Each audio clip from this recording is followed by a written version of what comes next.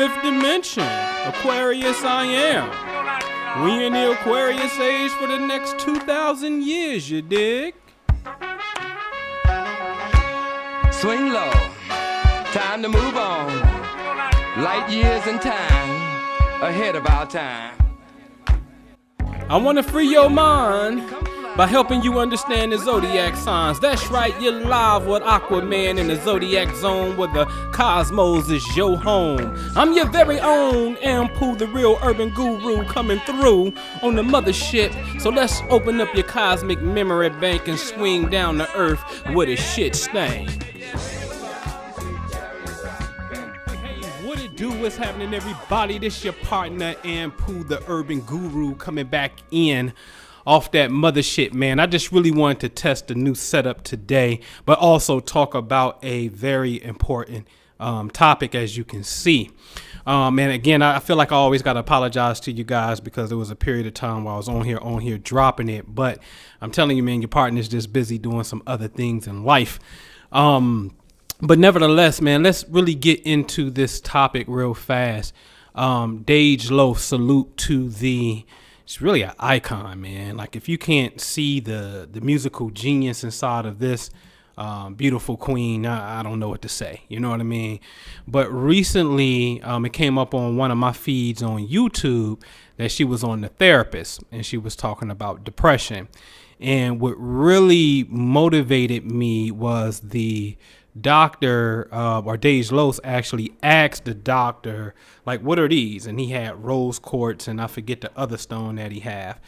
And I'm like, oh shit, the culture is just now progressing to the point of using or discussing stones in the dialogue of, healing and peace of mind. So this is very interesting. And I'm like, okay, we're getting there. We're finally starting to get somewhere, right? But there's a whole nother level to understanding the cosmic / quantum enigma of reality, the multi-dimensional soul, the cosmic soul, cosmic man, cosmic woman. Very, very important. And so, in the interview, Dej Loaf talks about being in this place of darkness and depression. So again, my job is to show you that when we are born, the location of the planets, that area of space, has a cosmic memory of who we are. And then it has been noted from eons and eons that the ancients described each planetary body as having certain qualities or keywords. Okay, very important to understand. All right. So let's look at the planet Neptune. If the record is correct, the internet says Dej Loaf's birthday is April the 8th, 1991.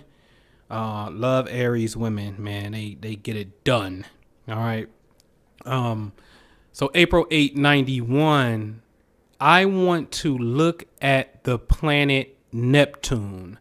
So what you see, that red cursor, because Neptune is so far back in space, hundreds and hundreds of millions of miles away, you don't see it as a body from Earth, but my red cursor is on Neptune. That's why on the left corner it says Neptune. Neptune is, let's just say, looks like a Sagittarius at the Cape, okay, in the middle of the Cape. Now, why am I picking on Neptune?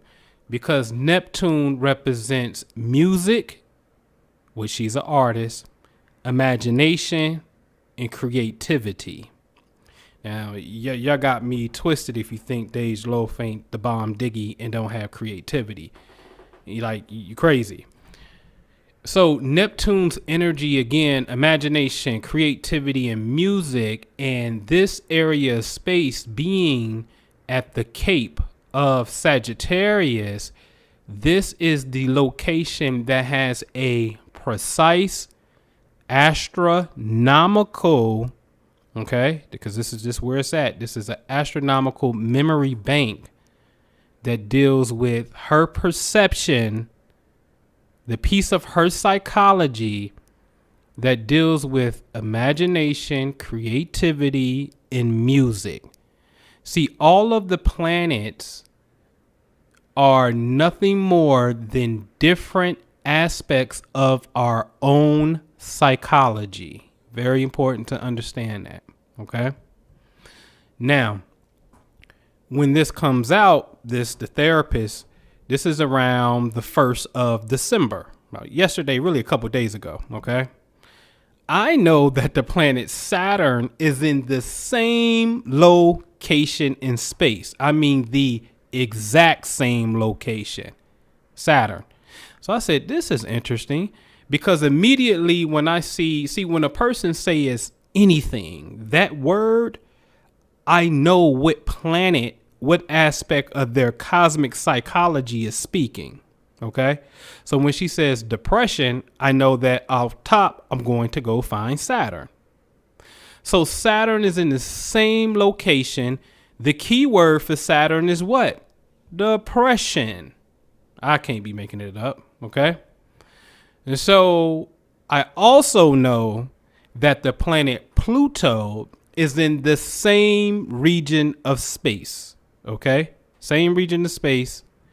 And Pluto's energy is that of the underworld and black magic.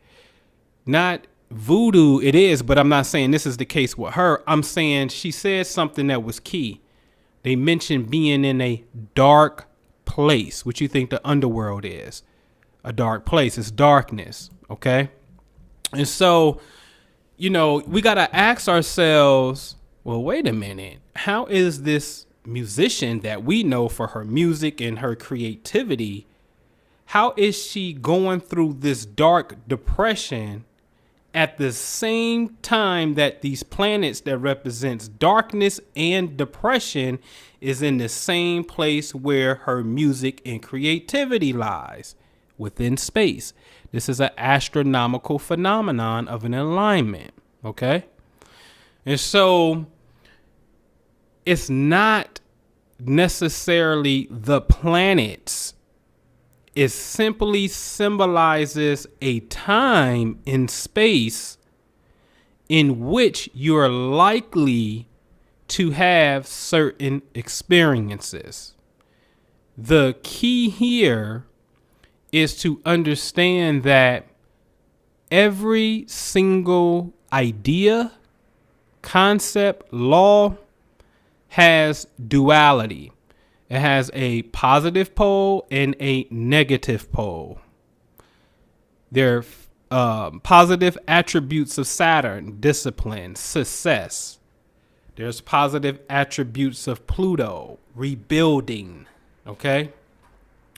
So it depends on our perception of reality. That's the key. That's the determining factor, is our perception of reality.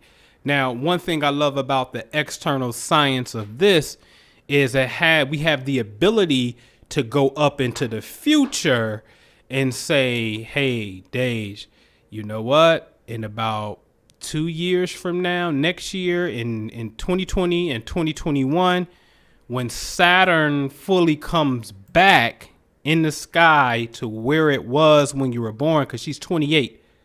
So you got to look at this. The Saturn return is a well-known phenomenon that takes place on average from 28 to 30 years old. She hasn't had her Saturn return yet in full. Okay. Actually, I'm going to see if I can find Saturn real fast. All right. Show you. Well, I'll show you on another one, perhaps. All right. So she hasn't had her Saturn return. And so the external science allows us to say, hey, I can go up into the future and know that, okay, your environment could look like this, option A, or option B. So it is hella dependent upon what you do in the now, which is common sense, right? The seeds that we plant tomorrow or we plant today, we're going to harvest tomorrow. Okay, so it's super important that we do X, Y, Z in the now, because in the future, a year from now, et cetera, it can yield this particular result.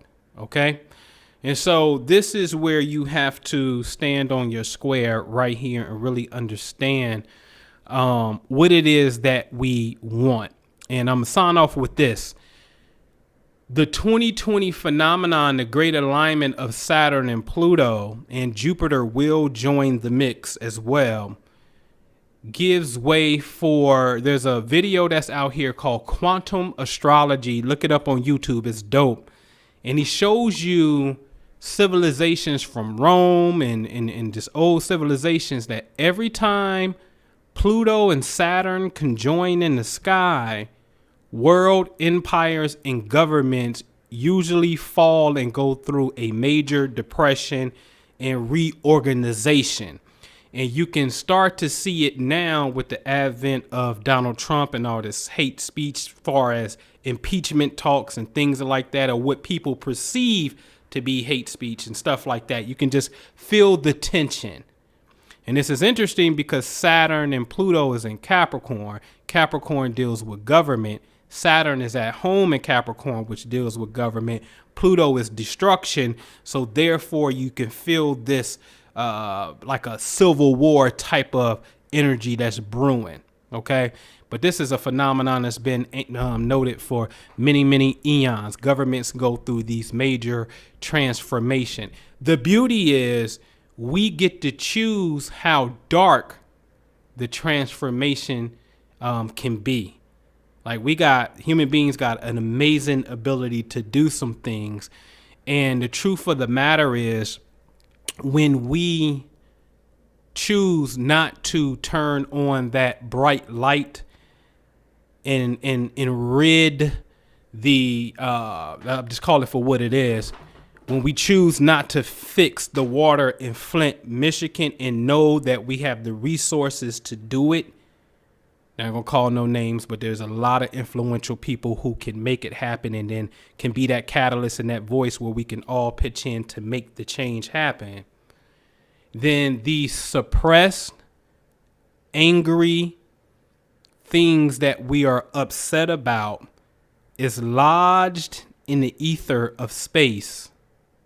And what happens is a planet will come and occupy this same region of space, and it will reverberate and kick back that negative emotional etheric imprint that we left. And what happens is that energy, like solar light, right, comes back down and it permeates within man's psychology.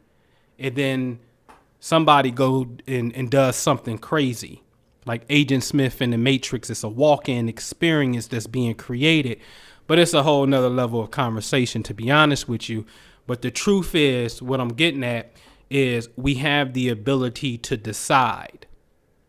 And that's the key. And on a personal note, because this is a global universal thing, the whole earth everybody on earth, if we all looked at a telescope, we will see Pluto and Saturn in line. So if this represents major transformation for governments, if you, like Dej Loaf, has something in this region of space when you were born, then this area of your life is going to have that tremendous pressure for you as a person to undergo a major transformation as well. This is the butterfly effect. So Dej Loaf, hold your head, man. You're a beautiful butterfly. It's a stage of evolution that we all have to go through, unfortunately. All right. So I just want to share that with y'all, man. Astronomical information. Subscribe, share with a friend, and I'll see y'all soon. All right. Peace. Prophecy is what we all have to go by now.